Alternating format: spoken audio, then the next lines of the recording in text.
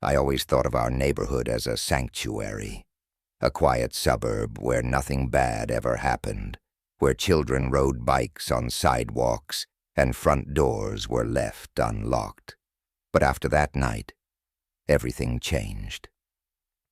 It was late, and the stillness outside felt heavier than usual, the kind of quiet that made you aware of every sound. Mary and I had just put the kids to bed. I was locking up when I heard a sharp knock on the front door. It startled me. No one knocks that late around here. I glanced at the clock. Nearly midnight. With a knot forming in my gut, I moved to the door and peered through the peephole. A man stood there, illuminated by the faint porch light. He was in uniform, looked like a cop, though something felt off. His face was half hidden by shadows, his posture stiff. I hesitated before opening the door, just a crack. "Good evening, sir," he said, his voice flat and emotionless.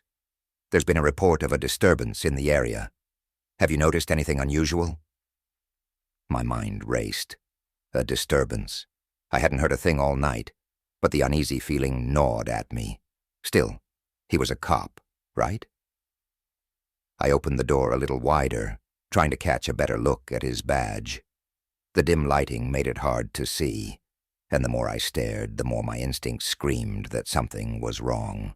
His uniform, something about it seemed too new, too stiff, and his tone too rehearsed. I cleared my throat. "No, we haven't heard anything. You sure it's this house?" The man shifted slightly, his shadow stretching across the porch like some predatory thing. He smiled then, but it didn't reach his eyes. "Mind if I step inside for a moment? Just need to check things out." It felt like a punch to the gut. Every fiber of my being told me not to let him in. "Could I see some ID?" I asked, trying to keep my voice steady. The smile dropped from his face instantly, replaced by something dark, something dangerous. Before I could react, he shoved the door open, sending me stumbling backward. He was in the house now, looming over me. "We're past that now," he snarled, his voice dripping with menace. Panic hit me like ice. Behind me, Mary let out a gasp, standing frozen at the top of the stairs. I scrambled to my feet as the man barked orders, his voice sharp and filled with malice. "Money, valuables, now." He was no cop. He was just a monster in a uniform, feeding off our fear. I had to do something. I had to protect them, my wife, my kids. My thoughts were jumbled, heart pounding so hard it felt like it would burst out of my chest. "Take what you want," I said, trying to sound calm, trying to stall. My eyes darted around the room, searching for anything I could use to defend us. The man moved closer to Mary, eyes gleaming with malicious intent. She was shaking, clutching the banister as though it could somehow protect her. "Leave her alone," I roared, adrenaline kicking in as I lunged at him. The next moments were chaos. We crashed into the living room, the two of us locked in a brutal struggle. I could feel the strength in his body, but fear had given me a kind of desperate energy I didn't know I had. Furniture toppled over, the crash of a lamp exploding into shards. I could hear Mary screaming, her voice a distant echo in my ears. In the frenzy, I caught a glimpse of her out of the corner of my eye. She was holding something heavy. A vase. I knew what she was about to do, but it was already too late. With a sickening crack, she slammed it down on the man's head. He let out a guttural cry, staggering, dazed. This was our chance. I grabbed him by the collar and shoved him towards the door. His feet scrambled for balance, but I wasn't letting him recover. I slammed him through the threshold, slamming the door with a final heavy thud that reverberated through the house. My chest heaved as I leaned against the door, listening to his furious shouts from the other side. He banged on the door once, twice, and then silence. When I finally dared to peek outside through the window, he was gone, vanished into the night like a phantom. It wasn't long before the real police arrived, lights flashing, their uniforms crisp and undeniably genuine. But the man who had terrorized us, they couldn't find a trace of him. It was as though he had never existed. No fingerprints, no evidence, just the lingering dread in the pit of my stomach and the shattered pieces of a home that would never feel safe again. Even now I find myself glancing at the door every night, expecting another knock, another shadow to step out from the darkness. Because that night, we learned that even the safest places can be torn apart in an instant. And the worst part, he's still out there. It was supposed to be just another drive back home. The kind of night where the roads stretched out in front of you, endless and quiet, with only the hum of the engine and the darkness for company. I had spent the weekend catching up with friends, laughter, beach days, the works. But that was behind me now, and as I navigated the empty highway, my mind began to settle into a comfortable rhythm.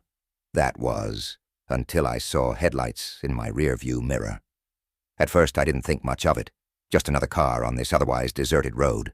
But then the lights began flashing erratically.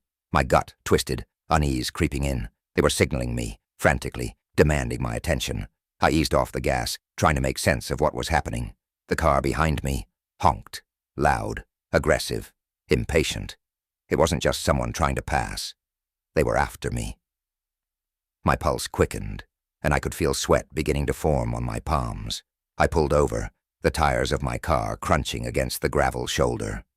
My hands gripped the wheel tighter as I watched the other car come to a sudden halt behind me, its tires skidding on the asphalt.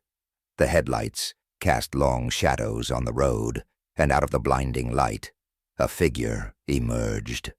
A man. Dressed in what looked like a police uniform, I swallowed hard, my mind racing. Why hadn't he used a siren? Where was the police car? Something about this was wrong, very wrong. I rolled down the window just a crack, my instincts screaming at me to be cautious. "Evening, officer," I called out, my voice betraying my nerves. "Is there a problem?" The man leaned in, his face obscured by the glare of my headlights.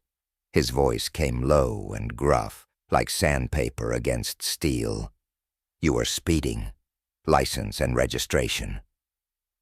I felt a chill crawl down my spine.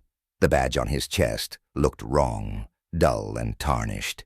His uniform was baggy, almost ill-fitting, like it wasn't made for him. I couldn't see his eyes in the shadows, but I felt them on me, cold and predatory. Something's off, I thought. Every instinct in my body had screamed for me to drive, to floor the gas and get the hell out of there. But fear held me still. I wasn't speeding," I stammered, fumbling for my phone. "Let me call." Before I could finish, his hand shot through the open window, clamping around my wrist like a steel trap. His strength was unnatural, his grip bruising, cutting off the blood flow to my fingers. "Out of the car," he growled, his voice dropping to a menacing whisper. The polite facade was gone, replaced by something darker, something dangerous. My heart pounded in my chest, and adrenaline surged through my veins. With my free hand, I grabbed the door handle and flung it open, knocking him off balance. I shoved hard, my foot connecting with his chest, sending him stumbling backward. This was my chance.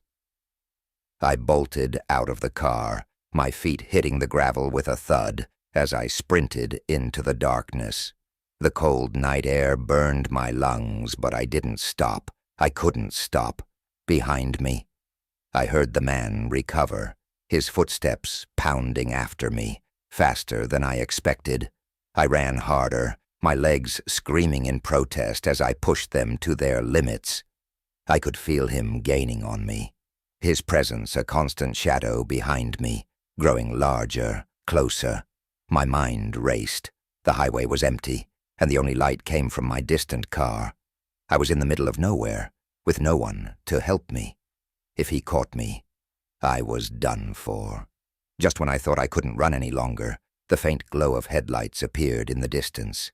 A truck, approaching slowly from the opposite direction. Salvation. I sprinted toward it, waving my arms wildly, desperate for the driver to see me. The truck's brakes squealed as it slowed to a stop. I barely had the strength to gasp out a plea for help before the driver opened the door, his concerned face illuminated by the overhead light. Without hesitation, he pulled me inside, and I collapsed into the passenger seat, breathless. Jesus. What happened? The driver asked, glancing in his rearview mirror.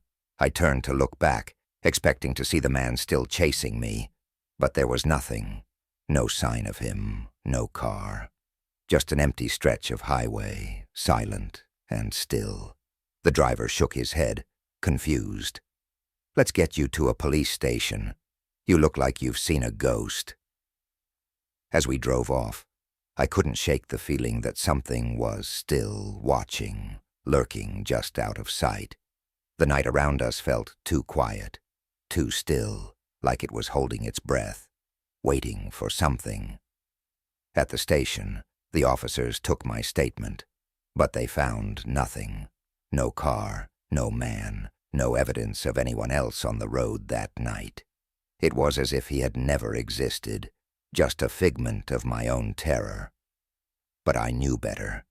He was out there, somewhere, waiting for his next victim. The highway, it seemed, had its own dark secrets, and I had just narrowly escaped becoming one of them. The park was my sanctuary, a slice of serenity in the middle of the city's chaos. Every evening after work, I would lace up my running shoes and escape there, letting the stress of the day melt away with each step. The rhythmic pounding of my feet against the pavement was the only thing I needed to hear, a cadence that kept me centered. The sun would begin to dip below the horizon, casting a warm, golden glow over everything, as if the world was preparing to sleep. But on this particular evening, there was something different. I could feel it before I even started my run, a weight in the air, like the park itself was holding its breath. It was quieter than usual. No children playing on the grass, no couples strolling along the paths. The absence of noise felt wrong, unnatural. I brushed it off. It was just a Tuesday evening, after all. People were probably inside, watching TV, or busy with their lives. I started my run, trying to shake off the unease. The path wound through the trees, shadows lengthening as the sun dipped lower. As I rounded a corner, I saw him, a man standing off to the side, half hidden in the shadows. He wore a dark uniform, and at first I assumed he was a park officer. His badge glinted in the fading light, but something about him was off. His posture was too rigid, his gaze too intense. The way he stood there, perfectly still, staring, made the hairs on the back of my neck stand up. My instinct was to keep running, to avoid eye contact, but he stepped into my path, raising his hand as if signaling for me to stop. "Evening," he said, his voice flat and emotionless. "I'm Officer Reynolds. We've had reports of petty theft in the area. Have you seen anything unusual?" I slowed to a stop, my heart still pounding from the run, but now, I realized, also from something else. Fear. There was something predatory in the way he looked at me, as if his question was just a formality. "No," I replied, trying to keep my voice steady. "I haven't noticed anything." His eyes narrowed, darting over me, studying my face like he was trying to find a lie in my expression. "You sure about that?" The way he asked it made my skin crawl. There was something not right about him, and I knew it. The uniform seemed slightly off, the badge tarnished and dull, like it didn't belong to him. My mind screamed at me to leave, to walk away, but my legs felt rooted to the spot. "I'm sure," I said, a little more firmly this time. "I should get going now." But he didn't step aside. Instead, he moved closer, his presence suffocating, the air thick with tension. "I'm gonna need to see the contents of your pockets," he said, his tone shifting from casual inquiry to something more dangerous. It wasn't a request anymore. It was a demand. "What?" I asked, incredulous. "I haven't done anything wrong." He stepped even closer, his face now only inches from mine, and I could smell the sour stench of sweat on him. I said, "Empty your pockets," he repeated, his voice low, threatening. "Now." Every instinct in my body screamed at me to run, to get away from him as fast as possible. My heart was hammering in my chest, and I could feel the panic rising in my throat. He wasn't a real officer. He couldn't be. But I didn't know what he was or what he wanted from me. All I knew was that I was in danger. I took a step back, trying to put some distance between us, but he lunged at me, his hand reaching out to grab my arm.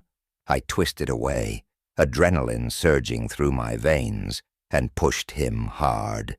He stumbled back, but the look in his eyes told me he wasn't done. I turned and ran. I could hear him behind me, his footsteps pounding against the pavement, getting closer. The park, which had always felt like a place of safety, now seemed like a maze of shadows and threats. Every turn felt like a trap, every dark corner hiding something worse. I sprinted through the winding paths, my breath coming in ragged gasps, my muscles burning with the effort. I didn't dare look back, afraid that if I saw him gaining on me, I'd freeze.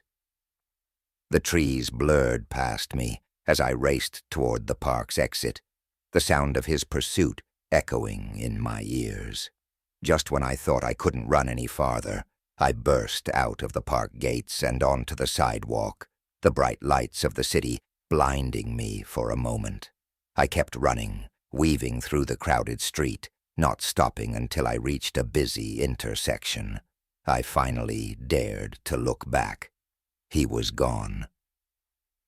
The park behind me was a silent, dark void, as if it had swallowed him whole. I stood there, gasping for breath, my heart still pounding in my chest. People walked past me, oblivious to the terror I had just escaped. I wanted to scream, to warn them about the man in the park, but the words wouldn't come. I never went back to that park. The police, when I finally reported the incident, found nothing. No one matching his description, no sign of the badge or uniform he'd been wearing. It was as if he had never existed. But I knew better. He was out there somewhere, lurking in the shadows, waiting for his next victim.